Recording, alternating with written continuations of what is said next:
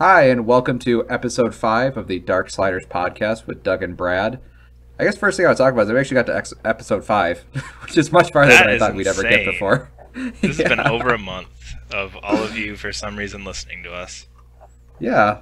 Thank you. We're kind of having a hard time tracking of who all of you are, but that's okay. We know somebody out there is listening.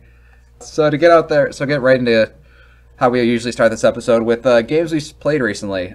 So, Brad, there's a huge sale recently of $1 PlayStation games. So me and you went kind of crazy, I think. A little bit, I bought like 7 games. I only bought 6. Okay, yeah. Only 6 games, but I only paid like $5.80 for them, so... Yeah, exactly. I was like, 7 games for like $6, and games I was passively interested in. So one of these games was Puzzle Agent. Puzzle Agent is a game that I've sort of been looking at for a while. Kind of one of those games you hear about and then you sort of forget, and you just maybe if it's ever $1, and it was, I'll pick it up. So Puzzle Agent is a game by Telltale in conjunction with a guy named Graham Annabelle, who I didn't know before playing this game. Apparently Graham Annabelle is he's a comic artist, and this game is loosely based on one of his stories in his comic book universe, which is something I didn't know. But this game actually is a super cool setup that I kind of want to talk about first. The story is that you work for the puzzle division of the Federal Bureau of Investigation, which is right below, and like the game intros, like you're in like the federal building, and they show like a list of all the FBI like groups, and yours is just below Sasquatch Research. That's kind of awesome. Yeah, and they never actually describe what you do. Your office is just full of puzzles. Yeah, you don't know what he does. He's just a puzzle. He's a puzzle agent. Like his official title is a puzzle agent. So you literally just there's no setup to your role other than you are in charge of solving a puzzle. Well, you're not. I don't even know. Or developing puzzles, or you're in puzzle research. They say that he's in puzzle research, which doesn't mean anything. And he's given his first in the field assignment, and the reason he's given this mission is because the White House has run out of erasers, and they get their erasers from a very specific... I'm not making this up. This is totally how the story goes. They get their erasers from a very specific town in Minnesota, and they don't know why there's no erasers coming in. So you're going there to figure out why the eraser factory has gone down. That's just the beginning of it. That sounds like something that the government really needs to look into, is a lack of erasers. I think that's a huge problem that we all face, and I'm glad there's a game dealing with that. Yeah. No, it's really funny because the game can sometimes be kind of serious, but it has this very absurd setup. So this has like nothing to do with the gameplay. It kind of does. Well, I'm assuming the gameplay is puzzles based on this. Yeah. It's sort of like you talk to a guy and they'd say something like, well, here's a really easy one. There's a guy in town who's crazy, and you find out that he ate tapeworms. So when you talk to him the first time, he's too concentrated on the tapeworms in his stomach. So what you need to do is you have a puzzle where you have to rotate tiles that have all these tapeworms in it, and then you have to rotate the puzzle so it makes a shape, and it turns out he actually swallowed a rubber band. But he also has tapeworms. It's like you talk to a person and then they say they have like some completely random problem that sometimes sort of relates to the story, but they have like a completely separate. It's a lot like, have you played the Professor Layton games? I haven't, no. Yeah, it's a really weird gameplay mechanic that you just don't see anywhere else, where it's basically like every puzzle it's very different than the last one, and sometimes they're logic puzzles, sometimes they're just puzzles. And it's a fun game. It's a fun game. It's one of the only games that's actually made me pull out a pen and paper recently. See, I don't like the sound of that. which is hilarious, because I don't know why you don't like the sound of it. Because as soon as I know I have to pull out a pen and paper, that game is instantly going up in my "this game is amazing" hierarchy. Yeah, I actually played this game with my dad and my family, and we all sat around like trying to figure out these puzzles together. So I had a lot of fun doing that. I don't know how much fun this game would be by yourself. So if you're like frustrated with the puzzle by yourself, probably not super fun. So Brad, you probably shouldn't play this game. Yeah, I probably shouldn't. I don't do well with puzzle games. For a dollar though, I think I'm curious enough at this point, just from like the odd setups, that a part of me wants to try just based on that. But yeah, I forgot the part about the astronaut. But don't worry. So there's an the game starts with an astronaut involved with these erasers. Yeah, that's not even the weirdest part of that game. Oh, before I mention, besides the fact the puzzles are really cool, the setup's really neat. This game is episode 1, kind of, and episode 2 and 3 are not on PlayStation 3, which I didn't know until I beat the game. They are available on PC, like you can get Puzzle Agent 2 and 3, but the game really ends on it doesn't conclude, which was a huge bummer for me.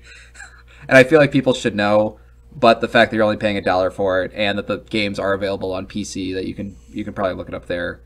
Yeah. But yeah, I give this game is amazing. I think people should play it. I think people should play it and Brad should not play it. So, yeah, it's if you like weird games and if you like puzzle games, and not in the Tetris sense, but more in the, like, Portal's not the best example, but just but games that sort of make you think in a different way than like your standard game, then you should definitely pick it up. And for $1, absolutely, it should be an instant buy. No, thank you. Yeah, so I actually enjoyed this game. So Brad, you actually have a quick update on your Duke Nukem Forever playthrough. Yeah, so last week we were talking about Duke Nukem Forever for my game that I'd hoped was bad, but wasn't going to be bad, but it was bad. You mean you hoped it was good? Did I say something different? Yeah, you said something a little different. Well, oops. But anyway, so I actually did finish it this week. I think I had about another 45 minutes after we recorded last week. The only thing I want to talk about is the ending to this game, and we didn't talk about if we were going to give spoilers or not, but this isn't a spoiler because this game doesn't have an ending. And wait, what? Because wait, that's still got to be a spoiler a little bit. And because nobody cares about this game at this point. Okay. Well, maybe somebody out there actually does care. Okay, if you care about Duke Nukem spoilers, which I know is everyone ever, stop listening for about the next minute and a half while we talk about how terrible this is. Okay, is everybody gone? Are we okay? So what is the ending of... So the ending, you fight like the last boss, and of course as the boss lands, Duke says, "I'm gonna piss in your eye," because he's Duke Nukem. So you kill the boss, and when you finish a boss in that game, you have to do a humiliate move where you push square and then you do something stupid, like go and punch him in the balls or something like that. So this one, of course, you kick him in the face, his eye pops out, and then you piss on his eye. Because of course that's what you do. Yeah, well, they started with shitting in down their throats, so you can't really go up from there. Oh, yeah.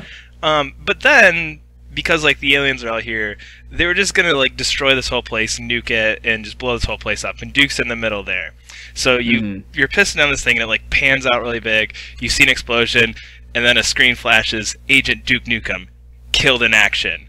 And then literally 5 seconds after it puts the period, it's you hear Duke's voice go, "Wait a minute, I can't die," and then it's the credits.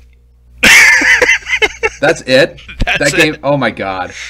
That's it. But if you sit through the entire credits, there's a stinger. There's a stinger, and it's this podium, and Duke walks up like, "What are you gonna do next, Duke?" And he goes, "I'm running for president," and then the game ends. That makes me so angry. Oh god. Yep, and that's so bad. And that's how that game wraps up. So if the whole game being terrible isn't bad enough, the ending is almost worse.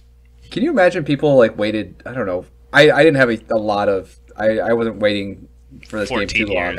Yeah, but that game was. Yeah, people waited 15 years for that game to conclude, and that's. Yep. That's what you get. That's what you get. So yeah, Duke's dead. Wait, never mind.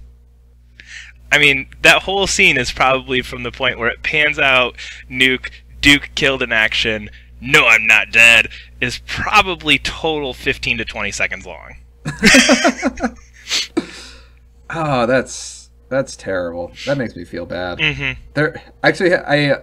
When you said you want to talk about the ending of Duke Nukem, and then you said maybe there's gonna be a future Duke Nukem, I actually decided to Google like future Duke Nukem games.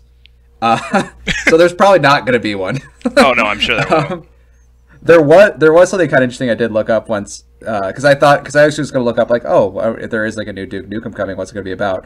So this is kind of a weird thing that happened. 3D Realms actually sold their license to Duke to Gearbox, and then Gearbox published. So Gearbox now owns Duke, but then 3D Realms decided we're going to make another Duke game called Mass Destruction, which is going to be an action RPG, and then Gearbox is like, you cannot do that because you don't own the name anymore. And then 3D Realms like response was like, uh-oh, you caught us. Whoopsie. Yeah, I don't even know what 3D Realms is doing anymore. But besides, they actually not they have a new game. You haven't seen it? They do. No. Oh god, I can't remember the name of it. It's basically Duke Nukem, but now Duke Nukem's a chick. Oh, I do know what you're talking about. I can't think of the name of it though. Yeah, and that's like a remake of an old game that nobody paid attention to a long time ago. I do know what you're talking about. Oh crap! I wonder if that is their game. I wonder if they just like retrofitted whatever they had for that Duke Nukem game and just turned it into. We're gonna put a new face on it, and we're gonna see what happens. Yeah. So is that all you have to say about Duke? Is there anything else to say about Duke Nukem? Probably no. After last week, I just wanted to make sure everybody knew what the ending of that game was, and that it was terrible, and that it was just painful. So, Brad, you actually did. So, this is a game we didn't really talk about last time because you didn't put a lot of time into it. But you actually finished Child of Light recently. Yep. And last time we talked, you really liked that game, but you had only played a half hour into it. And now you said you were somewhere near the ending. Yep. So, well, yeah, what's your final thoughts on Child of Light then? I'm actually interested in this because I still haven't bought this game. Yeah, and you really should. Child of Light is awesome. So I know we did. I think was it the first episode that we talked about it? It might have been the first episode. It was a long time ago. Yeah, it was a while ago. Yeah. But anyway, awesome game. So it's a turn-based RPG by Ubisoft, but not like.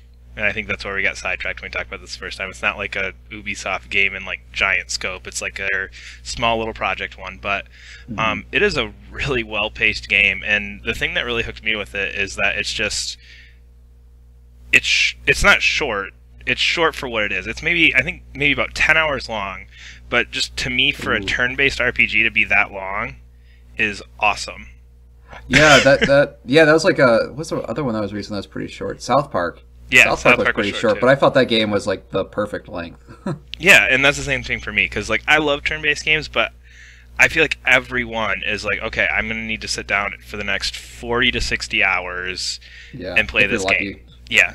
But this was, it was really well paced too, where it's not like, Final Fantasy, it's the first 4 hours are cutscenes and tutorials.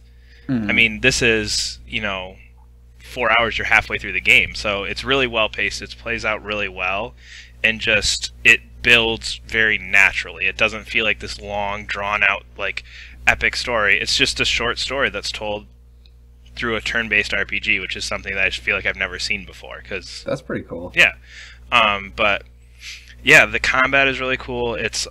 We've talked about it a little bit before, but it's instead of just going your turn, my turn, there's a build-up time and then a casting time, and if you get hit in the casting time, it's an interruption, and then that puts you back to the beginning of it. So if you're trying... So, there's a lot of different things that go into the combat that's not normally there. It's... you can freely switch out characters throughout the entire battle, so instead of having to go, okay, this is my party for now, it's... And you can kind of play off of that. So like for like a boss battle, it's like, okay, this character dies, okay, I can just switch them out after they die, put in my next one. Oh, you can swap them out if they're dead? Yeah. There's a lot of games like I think, okay. Yeah, so like you have 2 characters active at any time. And so like if it's the 2 characters, the one next to you dies, when it's the next character's turn, you still have the option as that character to swap out the other character. Oh, that's cool. That's so frustrating in like RPGs. So as soon as a party member dies in a boss battle, like you're dead. Like, yeah, it's just like I'm going to turn this off and we're going to restart in a second.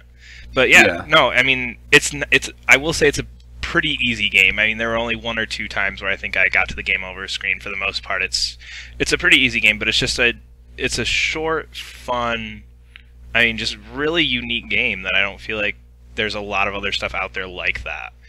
And just, I can't say enough for how well that game is made. There's not a single thing in there that looks out of place. There's nothing that feels like a little useless. There's nothing that feels a little wonky about anything. Oh. What? You're making me want to play this game. You should play this game. I really think you would like this game. Because, your issue is what? Like the cutscene character portraits look like crap. They do. Yeah. I guess you can go with that. The character portraits and the text cut screens don't look like crap. But you're actually interested in the text because it's rhyming, which is different, too. Because it's almost told like it's a fairy tale, basically. And it's all rhyming. And so I think I'm bad at poetry, but I was trying to figure out like the rhyming scheme and stuff. And like... all the words rhyme. There's one character that just decides, nope, screw it, I'm not gonna rhyme. So it's like, instead of saying like outside, he'll say like out there. It's like if outside is the right rhyming word. Oh, I got He'll say, okay, that's and then I went ... out there instead, like, oh, I'm not gonna rhyme. And then another character will always chime in and go, didn't you mean outside? That's kind of cool now that I think about it, with the whole rhyming scheme too, and the fact that it's like sort of like a how the battle system works, where it's all about timing and things like that, and the fact that like all their speech is sort of like in the sort of timing and rhythm and things like that. I love when like games they think about all the different aspects and they all sort of mesh together really, really well. Yeah. Damn it! Now I want to play that game. You really, really, really need to play that. Okay. So I like to buy games that I remember from like vaguely reading about, like Puzzle Agent. Puzzle Agent was a game I vaguely read about a long time ago and I was kind of interested. Now there's this other game that I made the mistake of purchasing called Kenka. I do not know if I'm pronouncing this right. Kenka Bancho Badass Rumble. I know you got the last two words right. yeah, I got the English part right. Okay. So my history with this game first. Kenka Bancho Badass Rumble was reviewed in a PlayStation magazine, PSM, which is the unofficial PlayStation magazine. The good old days. Does that still exist? No, it hasn't existed for years. So my one memory of this game was there's a review for it. I don't even think they gave it a good review, but I remember the picture was a guy fighting people in a banana costume. And that is literally all I remember about this game. And then it kept going on sale during like Atlas sales, and I kept saying, it's like, okay, I think I spent I think I spent as much on this game as I did for the 7 other games of the sale I bought. This is a huge mistake. So so Kenka Bancho Badass Rumble is developed by a company I've never heard of called Bullet, and then published, of course, by Atlas, because Atlas is one of the only companies publishing weird Japanese games. Because it's a Japanese game. Yeah, and when I did some research on this game, it turns out this game is like the 3rd in the series.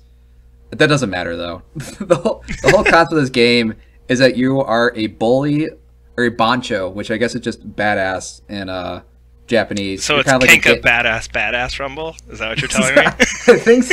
I think so.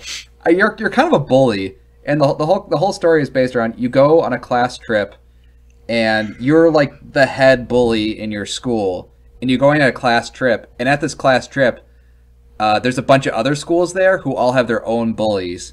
So, like, this is the only game I've ever played like this. Your goal is to just go around and beat up these people. Like, there's no...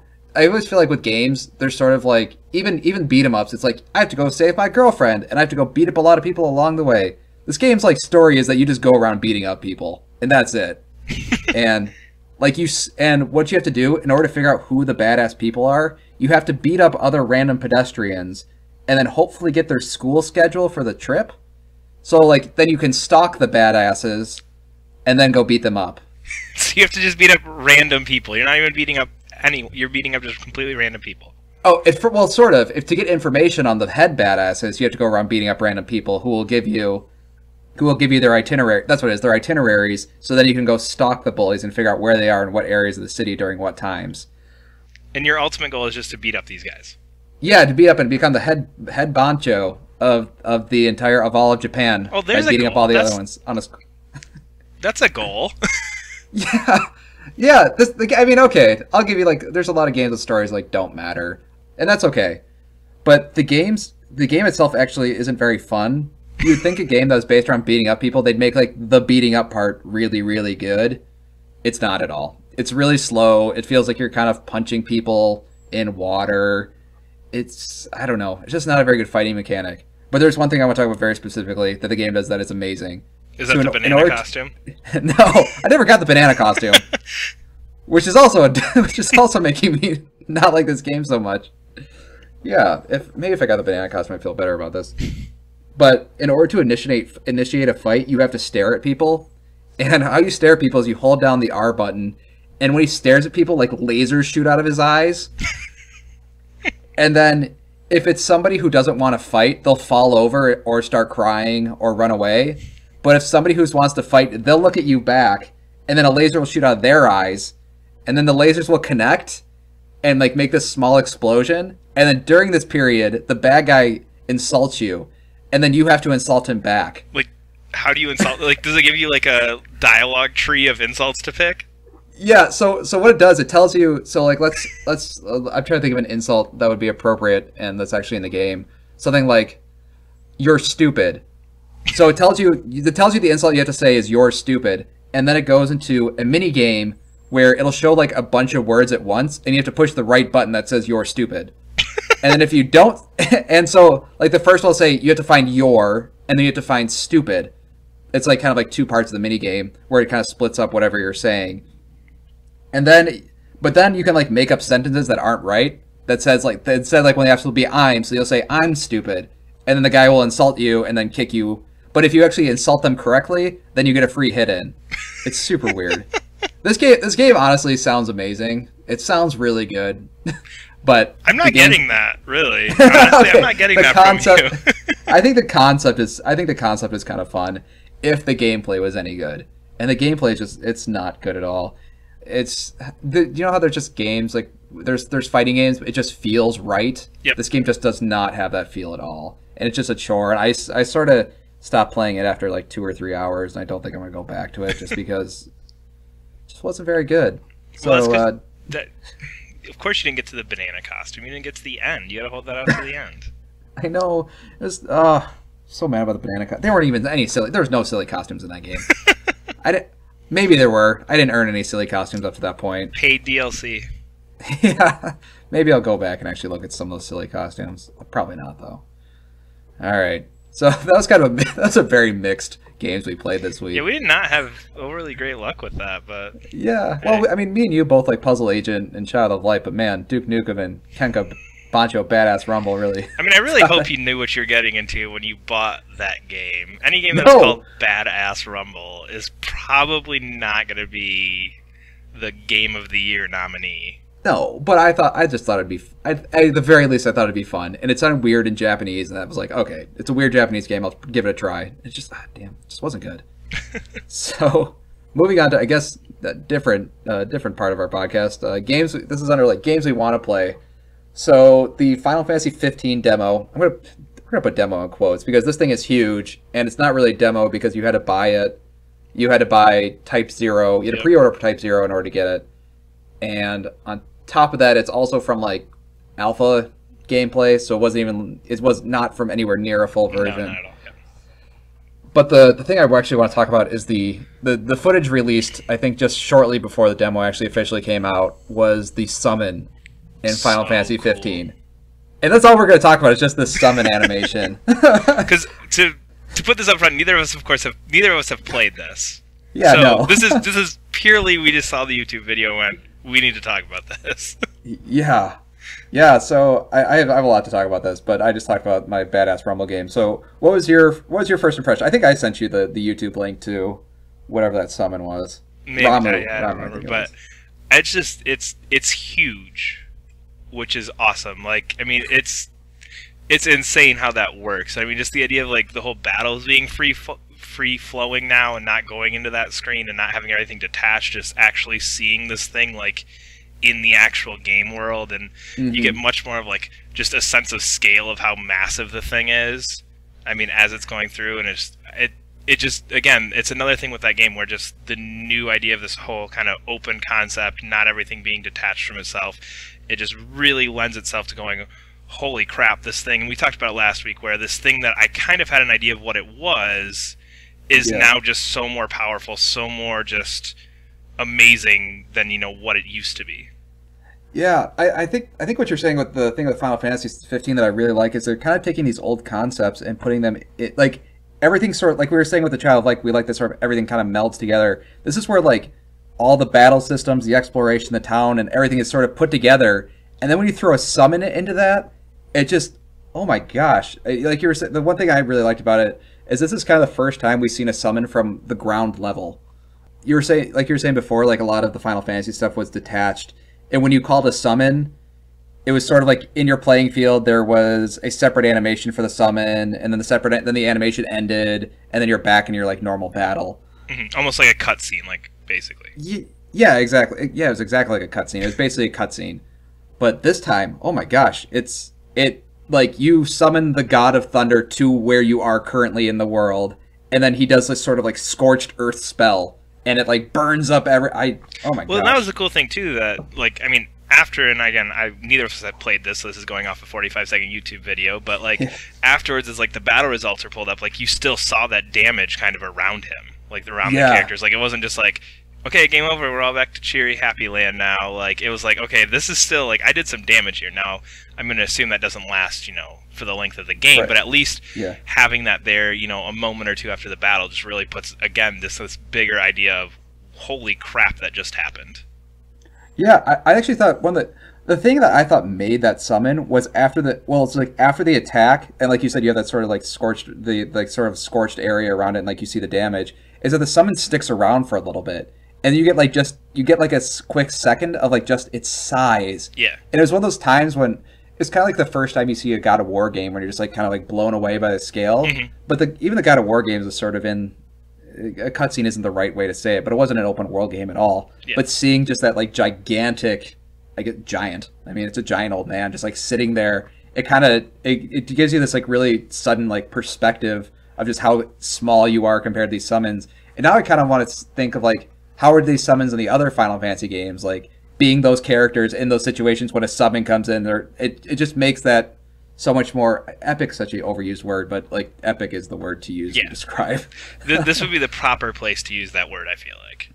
Oh yeah, for sure.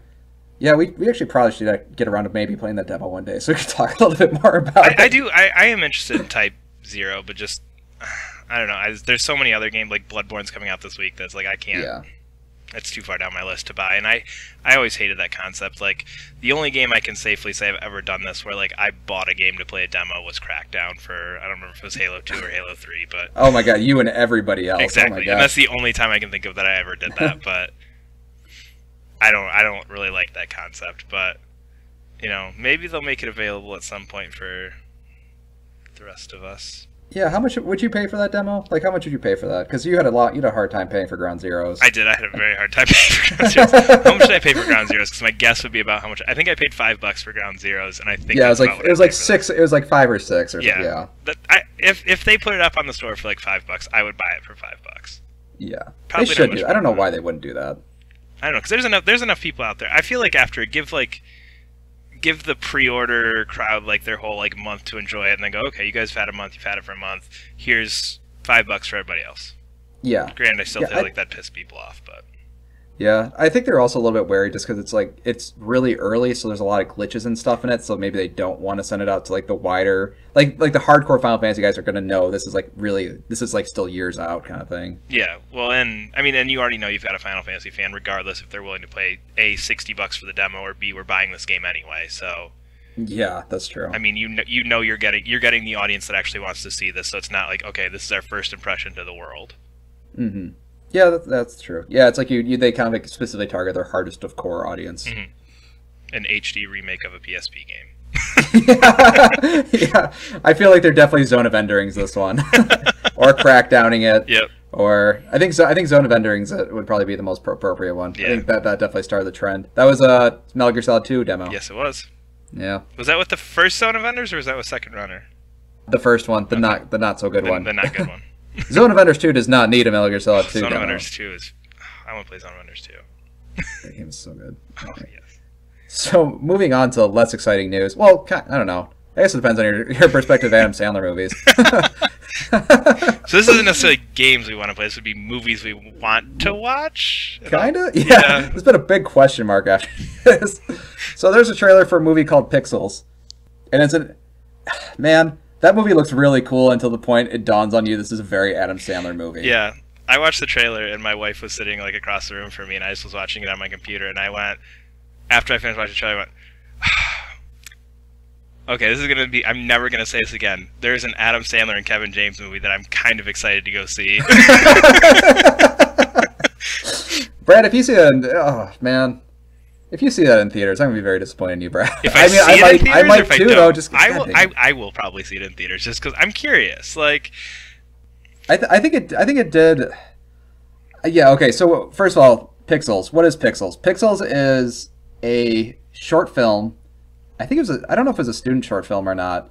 That was made maybe 3 or 4 years ago, probably longer than that. That was really cool. And basically the whole concept was this guy just did basically a visual effects demo reel in which he had 3D old school pixel like Space Invaders or Donkey Kong attacking New York City and all over places all over the world.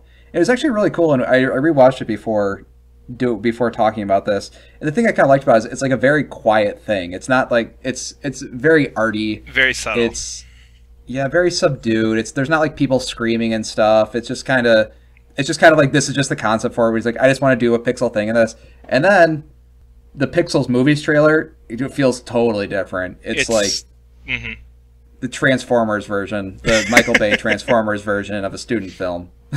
Let's throw everything we have at this to make this into like some crazy over-the-top action movie from the short, subtle, pretty. Yeah, like the Pixels short film is like something you can kind of like just watch and sort of relax to. It's like it's a nice relaxing. It's kind of a scary concept, but this one is like Inception horns and laser sounds and oh my gosh, man. Oh yeah. The game actually looks really cool outside of any part with Adam Sandler or Kevin James or any other. And that's where I'm at with this is like, man, this is. I feel like if this was anybody else in those two couple lead roles, I'd be pretty excited about this. But just, or if this was 1998, I mean, I'd be pretty pumped about this then too. But I don't know. There's just something like, man, I don't even know the last time Adam Sandler made a good movie. So just. I sort of had a realization recently, and my question to myself was, has Adam Sandler ever made a good movie? Because I was a huge Adam Sandler fan, like you said, in 1998, and maybe around the ages of like 10 to 12, and then I was like, man, I don't know if I should go back and watch those movies. Cause Happy Gilmore holds up. Okay, it does hold up. All right, thank you. That puts my heart just a little bit at ease. Billy Madison's all right still, too. I'm okay with Billy Madison, but... Man, the rest of his... Oh, yeah. I think the last thing to say... I don't... Actually, there's nothing else to say about this movie. It looks awesome, and then they put Adam Sandler in it, and that makes me not excited for it. Yeah, I think that's a great way to sum this up, is it's such a cool idea, and it's a really kind of crazy idea, like the way that they set it up. They're like, oh yeah, we sent video games into space, and aliens found video games, and just decided we're going to mimic those, and come back and kill you or whatever. Yeah, it's kind of like it's like a cool concept. Like I feel like this movie would be really cool by like the director of like Kick-Ass or something. Yeah, Matthew Vaughn or somebody like that, or who could have fun with it. But again, I don't think this is a concept I don't think is even marketable unless you put Adam Sandler in it to like a wide audience. This would be a relatively big indie movie if it didn't have Adam Sandler in the lead role. I mean, this would be like I'm trying to think of one. Like Moon. Good luck. Like Moon, where it's like but like no, not like Moon. Oh yeah, Pixels would definitely be exactly like Moon. Oh yeah. Maybe you know what? I think that's kind of more what I want it to be, where it's like that subdued, kind of quiet. Like there's just kind of these cool changes, things happening. I think that's just what I want it to be, and maybe that's just because I really like Moon. And I think every movie should be a little like Moon. Every movie should. Yeah. By the way, this is not a movie podcast, but everybody should definitely see Moon if you haven't seen Moon. That movie's amazing. Yeah, but also clearly my movie knowledge is nowhere near. Yeah, it's deep enough to do a conversation more than 3 minutes long on movies, but. All right, I think that's enough. That's the most anybody should ever talk about an Adam Sandler movie. Mm-hmm. Go watch Happy Gilmore. So we're gonna move on to a news story that I know like literally nothing about because I don't do sports games. But Brad, you seemed excited enough about this to put this on our outline. So, Brad, you to take it away because I got nothing to say about this. So, for the past, I think it's going on 5 years now or so.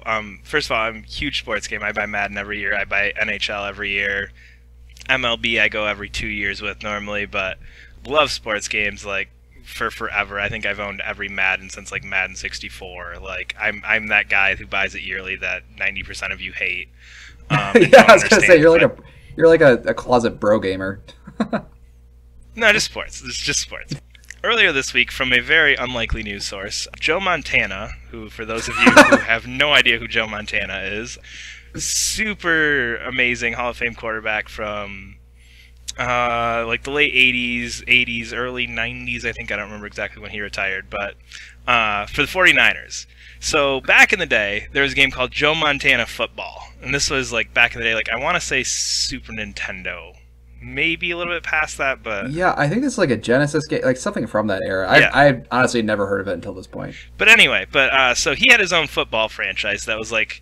There were 2 or 3 of them, just Joe Montana Football. So Joe Montana tweeted an image this week of a game with his jersey in it, and it just said, "Coming soon, Joe Montana Football, powered by Unreal 4." Because yeah. That's what all sports gamers want, is Unreal 4. We've all just been waiting for that football game. But I don't know. It's weird to me because there have been so many attempts since Madden bought this license 5 years ago. So basically, EA paid the NFL a whole bunch of money and said, "We are the only people who can use NFL teams, players, anything." That's ridiculous, but... It is ridiculous, but there's been a couple games that have come out, and none of them have been any good. So it's curious to see somebody trying again. And the fact that they have Joe Montana, who was a huge NFL superstar in his day, and I mean still does product placement for different things. It's funny to me that somebody's even trying this.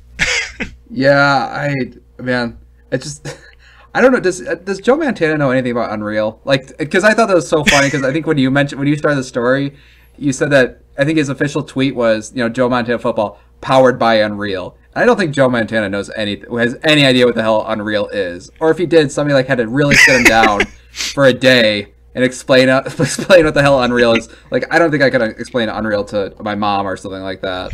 But I have a feeling that's so exactly what happened. Yeah, it's like I don't know who this is. I really don't know who this is for. Like, especially with the powered by Unreal thing. It's like, is this for like sports fans in their 40s, or is this for you, Brad? Like, well, are you excited just because it's a new? It's just. I'm just curious because I mean, Madden has been the only one. I mean, even NCAA football. I think the last one was 2 years ago now. So it's like this is literally like the first football game that's been announced, or like relatively decent sized football game that's been announced in years. That's not Madden.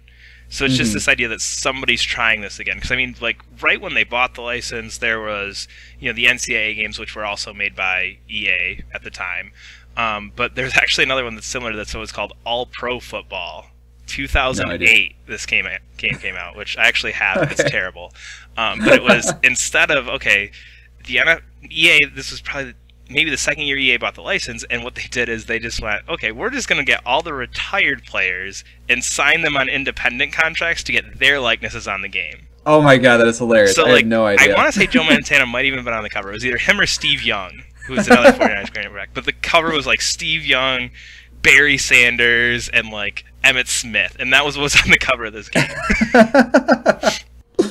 Oh my gosh. Yeah, what was the one that was I think it was a Blitz game. The one that like we're gonna get OJ Simpson to be on our cover. I'm sure that had to be Blitz, the way the Blitz games ended up going down. Yeah, it was like an M-rated game, an M-rated football game, and you could do steroids and stuff. Yep, that was Blitz the League. And Blitz the League 2, it was popular enough it got a sequel. It did not. Yeah, there's 2 Blitz the Leagues. There's Blitz the League and Blitz the League 2. That blows my mind. Mm-hmm. Yeah, I can't imagine this game being very big though. I like not even a boxed copy. I'm curious. it's one of those things that I'm just really curious to see what happens with. I don't think it's probably not going to be good. It's probably going to go away, and my guess I also have this feeling it'll never be released, but I'm curious to see what they do with it. It's just one of those weird things that I was shocked to see as a thing.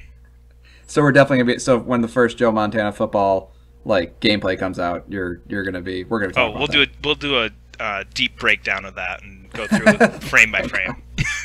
Frame by frame breakdown of Joe Montana Football by Brad on the Darksliders podcast. Look forward to it. Episode 28. Yeah, I don't think we have enough viewers to take that sort of chance. That's true. We won't talk about sports games anymore. Sorry. No, we can talk about sports games. That's fine. Because honestly, I know nothing about them, so it's gonna be me just like asking you questions the whole time. And hell, if like an SSX gets announced or something, we're definitely talking about that, or Tony Hawk or something like that. Those are sports games in a different sense. I'm making air quotes when I say sports games and like Tony Hawk. So I guess moving on to some more news. Nintendo did something that I guess everybody's been trying to kind of push them to do forever. Nintendo announced a lot of things. Yeah. First of all, let's talk about this this is actually bigger than their new console announcement, is that Nintendo's going mobile. Yay, or something. Or something, yeah. I think, I don't know, I don't have a good idea at all of what the general reaction is to this. My first general reaction is like, it's something I kind of expected. It's not something that shocks me, and I don't think it's a big deal as much as other people are pointing out to me. It's not like they're going to announce Mario Galaxy 3 for smartphones or something like that. I think the big deal is Nintendo's kind of held off on it for so long. I mean, they've been so anti-mobile gaming for forever. I mean, it's been years that they've kind of had this, is Nintendo going to do it? And they've kind of said, well, no, we're not. No. And then it's finally like, okay, here we go. Mm-hmm.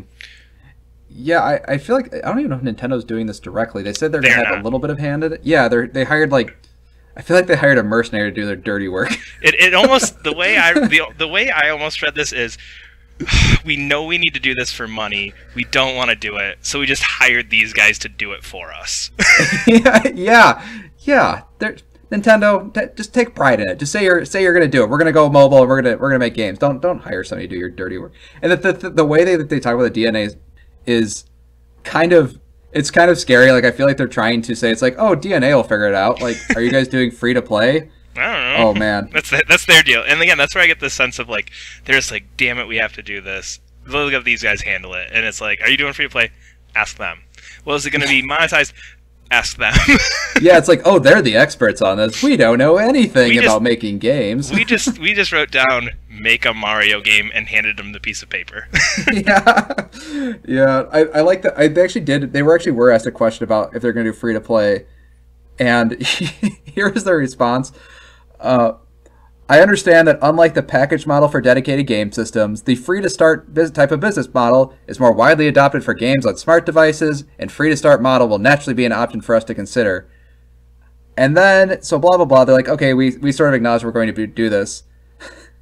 And then they say, so specifically, to answer your question, both can be options, basically free-to-play or having it bought total. And then he says, and if a new Nintendo-like invention comes out of it, then all the better.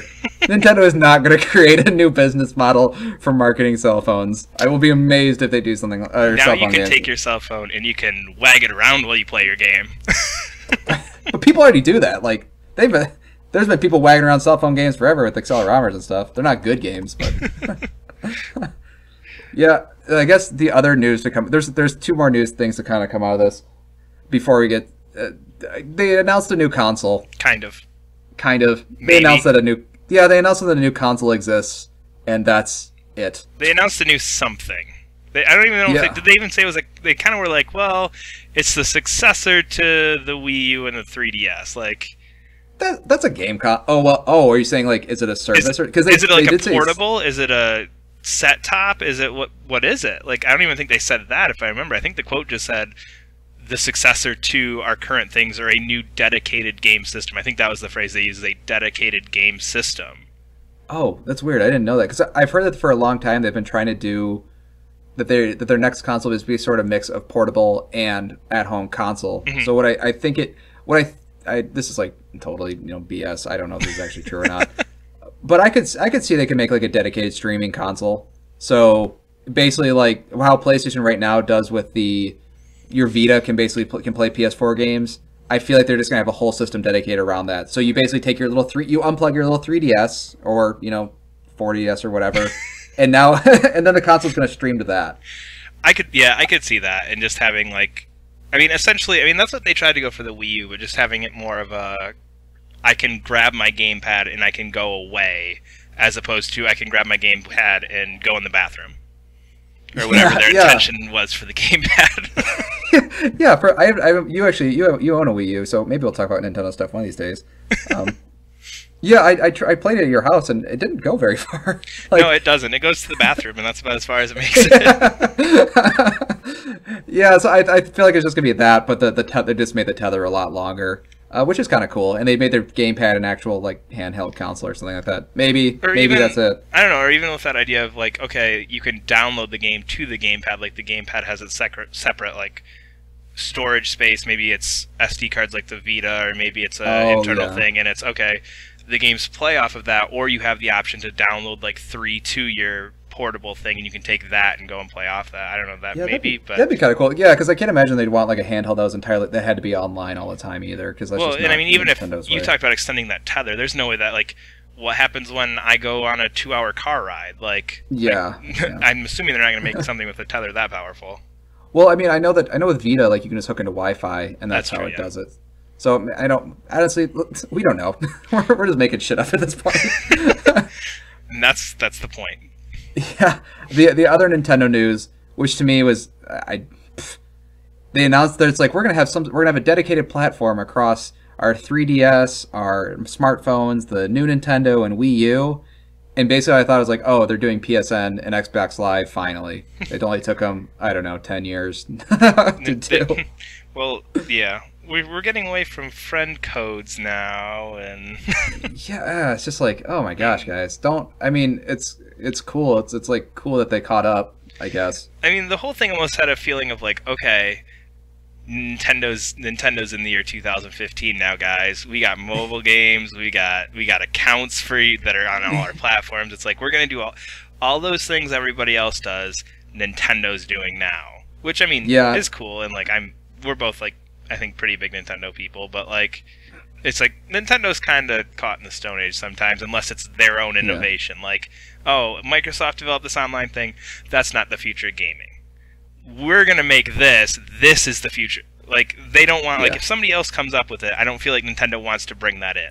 Yeah, that's true. Like even if it's a good idea, like even they still feel like really hesitant. Like HD stuff. I mean, oh yeah. The Wii U's the first one that even has HD stuff really available to it, and it's like okay, the Wii probably was ahead of the other consoles there, but barely. I don't know.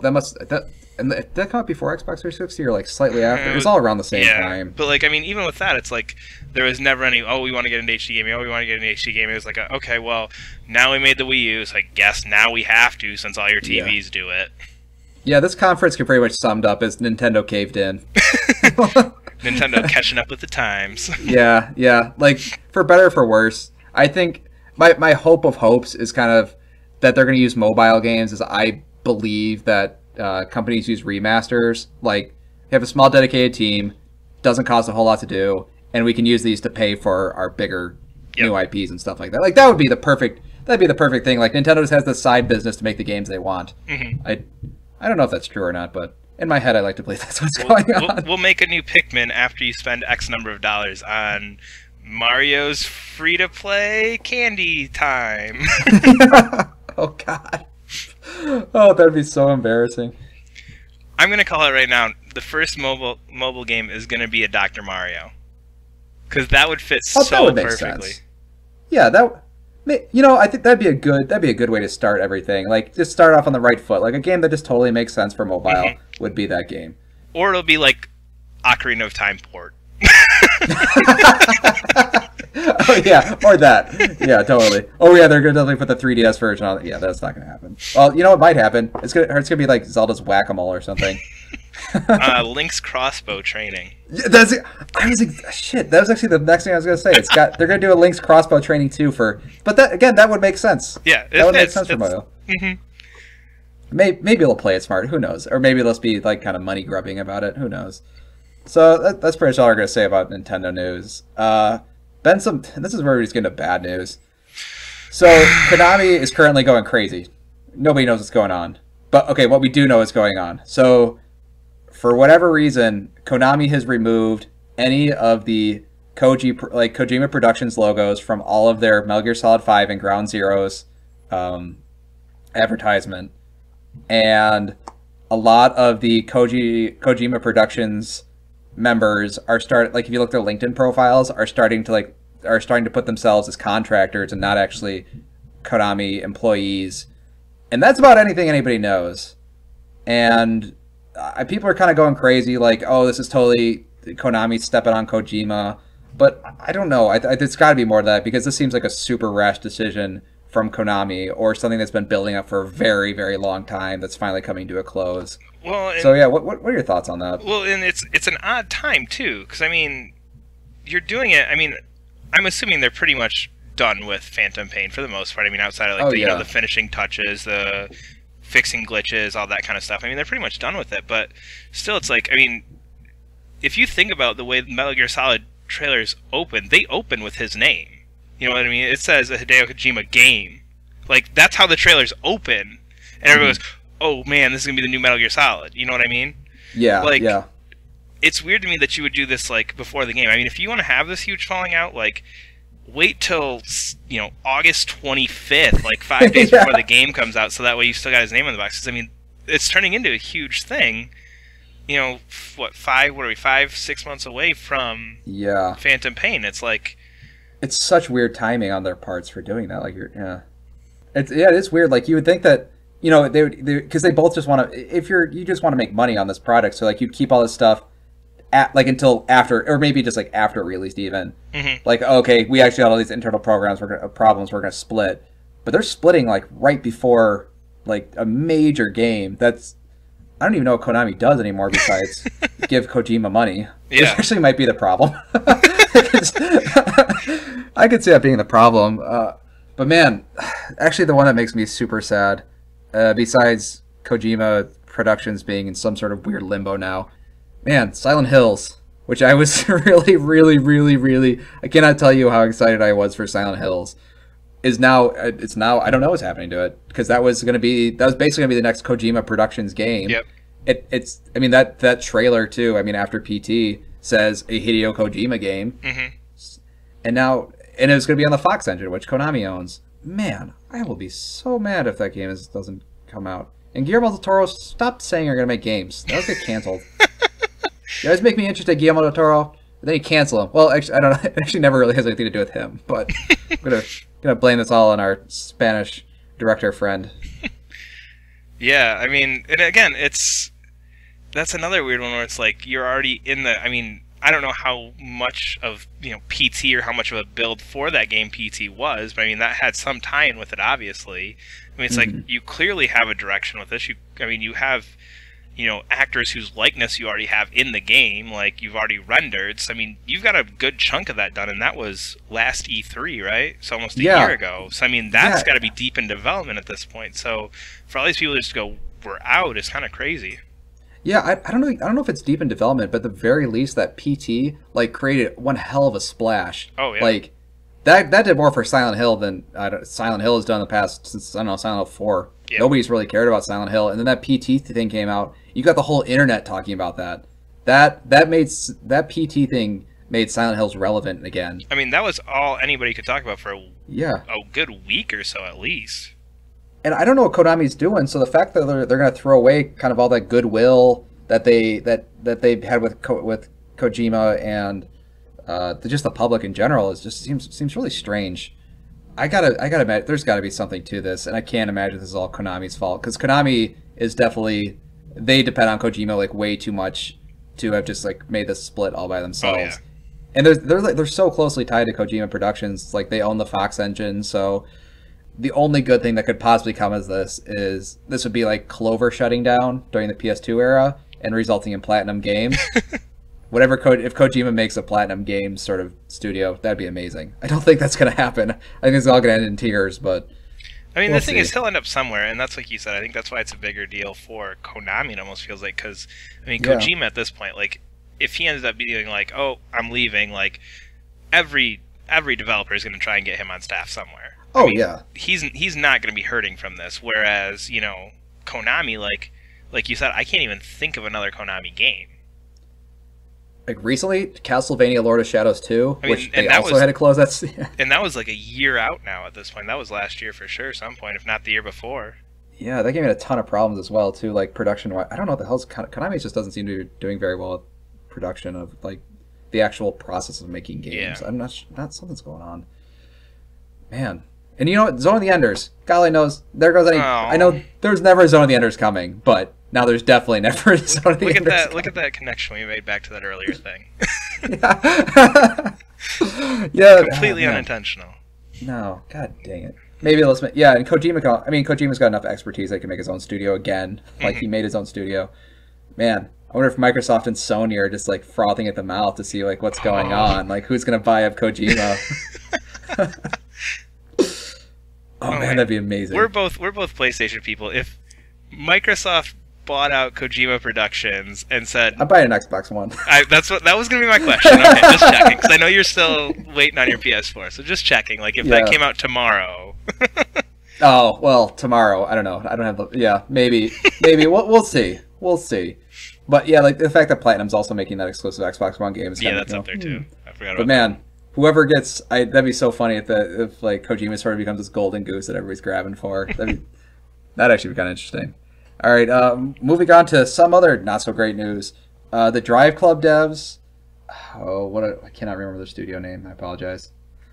Okay, so the Drive Club devs have been downsized, and it looks like they're turning the company over to work almost exclusively on Drive Club, and they said they're going to make Drive Club sort of a service, which is something Valve has said about their games. Like, we're going to make our games as a service instead of just a product you buy, which is... Cool thing is, like, you get the PS Plus version. Bad thing is, I don't know what we're going to see from the Drive Club devs. We get the PS Plus version? Yeah, they actually said they're going to... That was one of the things in the... I like how excited you are for all these people losing their jobs. Well, there's no way to recover from that one, sorry, but not what I meant. But I did not realize that was actually announced in there. That's actually... Did they date it is the better question. Oh, no. But the whole idea is they're going to turn Drive Club into sort of like a game that you build yourself with DLC. So like the PS Plus version you get for free, and then say you could upgrade to the full version, get all the stuff was in the original release, or you can just buy DLC packs. Essentially just a free-to-play game. Yeah, exactly. It's like a free-to-play game, but from what the DLCs look so far, it looks pretty substantial. But yeah, it looks like they're kind of doing that, and damn it, these guys made MotorStorm, so we're not going to see MotorStorm for a while. We just got this list now of things that we're not going to get. Yeah. Between Kojima Bad news. And these guys, yeah.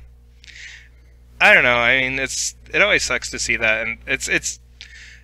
I just don't like the idea of like, okay, we're just going to give you the basic model for. I mean, I liked the strategy they had with Drive Club, where it was we're going to give you 60% of the game. You like it, you buy the other 40%. This to me sounds like we're going to give you 10% of the game. You can buy the game in 10% chunks, or you can just buy the whole game and just pretend that was a demo. Yeah. I think that the original plan was like a good idea, and I guess whatever effed up with the network code, like kind of threw like a big wrench into a lot of gears, and kind of screwed up all their plans and stuff, which is why the PS Plus one has been so far out. Drive Club is okay, but what's going to happen to these devs when Gran Turismo comes out? Yeah. Like Sony created a game that's going to compete with themselves. Well, they created Drive Club to obviously compete with Forza because they needed a racing game. Well, and but the thing with Gran Turismo is that that is a once every 5 years game. True. You know what I mean? Whereas if you go, it's kind of like the strategy that Microsoft used for a while with Halo and Gears of War. It's like, okay, this year you get a Halo, next year you get a Gears of War. This year you get a Halo, next year's Gears of War. I mean, you got kind of that same setup with this. If Gran Turismo stays on its 5-year dev cycle of, this is more the like we're gonna hold you over in the middle here with this Drive Club idea. That's true. I guess that's not so bad. But I just feel like when Gran Turismo starts putting out DLC, like when people are going to choose between upgrading their Drive Club or upgrading their Gran Turismo, like Gran Turismo is like that game sells bucket loads, way more than I thought it. I thought it did until I started looking at numbers. So I'm really worried with these Drive Club devs. But hopefully, like what you're saying, that they're now going to be the guys that hold us over between Gran Turismos. Man, this is just a bummer. I want my JetMotorStorm, which is my perfect game in my head, which is the mixing of, which is going to be the prequel to JetMoto and the sequel to MotorStorm, in which hover bikes are slowly introduced to the planet. Oh my god, the games are so set up for it; it's ridiculous. And now JetMotorStorm is never happening. I'm hoping you emailed that idea to Sony. I know. I've tweeted the Drive Club devs a few times about it. I've gotten a few favorites out of it and some retweets. Oh my! So I'm sure at that studio somebody has concept art floating around somewhere. All right. So out of the bad news and into super quick news. Brad, Predator is in Mortal Kombat X along with Carl Weathers. What are your opinions on this? Awesome. Okay. Next news. Were we going a little bit longer than that? No, like we said last week, we talked about this last week. I'm not huge on it. Like, it's cool. It's not going to change my opinion on Mortal Kombat at all. I love Predator. I love Mortal Kombat. They're together. Yeah. Hooray. It's just like, it's another one that's like, that makes sense. It's not like... Although now to get at my same thing from last week, is this paid DLC again, or is this actually in the game? It comes with Jason, and it's in that group of paid DLC. Damn it! You get like 4 fighters. Then, okay, well then I'm not getting this. Sure, until there's a sale and the DLC is only $3. At which point I'll get this. With Mortal Kombat, I'm just gonna wait till the Ultimate Edition. I mean, I'm probably gonna wait like 2 years for it, but whatever that's because they released for MK9, they had like a super DLC pack thing. Well, every fighting game has that. I mean, there's a Dead or Alive game that came out, Dead or Alive 5. Like, I mean, that game came out like 3 or 4 years ago. I feel like at this point, and just true. The new one just came out, like the final edition or whatever. I mean, Street Fighter. How many Street Fighter 4s are there at this point? Dude, F Street Fighter, man, the two are who are the worst at are the guys who do Guilty Gear, and man, Persona 4 Ultimate came out I feel like 6 months after the original one. Yeah, it was. And then they did not wait. No, and then Guilty Gear, like it's just on the Guilty Gear one. I'm just waiting for whatever they already have like a bunch of DLC characters, so I'm just gonna wait till whenever that all calms down, and I'm gonna go buy it. Mm-hmm. So Predators and in Mortal Kombat, it makes sense. Kind of cool. Yep. Oh, and finally, there's 2 remasters that, announced, quote unquote. First of all, God of War 3 was announced as a remaster, which I think is pretty cool. This is a game that I don't think really needed a remaster, just because it looked so good on PS3. And Brad still hasn't played this game. I have not. Brad, god dang, I even let you borrow this. I haven't. Do you even you might even still have my copy. What? I don't know about that. No, I think I bought it. No, I bought it. They have the... I think so. Isn't that in the Gears of War, God of War Ultimate Collection thing? I bought that. I don't know if it's in there. Oh, it is. Oh, then I do have it. Okay, the Brad, maybe you should play it. But the one thing I don't like about this announcement, I was like, okay, it's a remaster, that's pretty cool. It's $40, which is kind of dumb because, like Brad was saying, the Ultimate Collection... You can get it's normally on sale like during Black Friday and stuff. For like $10. Maybe $10, and it's normally around 20. So you can spend 40 and just get a remaster God of War 3, or spend 20 and get literally every God of War game. Yeah. Except for maybe Ascension. If they threw Ascension into this, then I'd be a little bit more excited because I think that'd be a good pack in. But just God of War 3 for $40 is kind of. I'm just so sick of remasters. Like, you're going so far back now at this point. Make a new game. I'm sick of them until it's a game I want to I really like. Like, man, remasters are crap. Oh wait, Kingdom Hearts is coming out and there's gonna be 2 remasters? Oh, I totally bought. See, I'm not even like that. Like, I can't think of one. I don't own any, and I can't think of any that I would buy. Halo Master Chief Collection. Okay, yeah, okay, there's one. See, that's what I was saying. People don't like remasters until there's one they want, and they're like, oh, maybe. That's the only one I can think of. Yeah, and so I'm about to make you look like a hypocrite because the other one that was rumored was Gravity Rush for PS4. So, Brad, going off of what you just said and which you don't care about remasters, what's your feelings on Gravity Rush PS4? I personally don't like it. What? I bet you did not say that before you got on the podcast. No, I didn't. I don't think we talked about this before this. But anyway, I'd like it as a Vita game. I don't know. Again, I feel like it's not warranted. Like, the thing with it is granted, probably pretty much nobody played that game. Yeah. Because it's on Vita. Yeah. But it's a very unique game, and it's a really cool game, but it's just... I feel like it works well on Vita because there's all kinds of different things that you can do with it, with the way your character is manipulated and things like that, but... I don't know. I feel like if you put it on PS4, it's just going to turn into any other type of game. See, I kind of the opposite opinion. I don't think being on Vita did it any favors. I don't remember anything in that game that couldn't be done with the touchpad for PS4 or the much better motion controls on PS4. I kind of feel like Gravity Rush is almost hindered by the Vita because the game world is so big and there's so much cool art, and the Vita was just you could just tell the Vita's like cooking. Yeah, I guess that's when it's true. Trying to play that game. So I'm actually really excited for this. And the real reason I'm super excited for this is because I'm pretty sure Gravity Rush 2 is coming to PS4. That's probably true, yeah.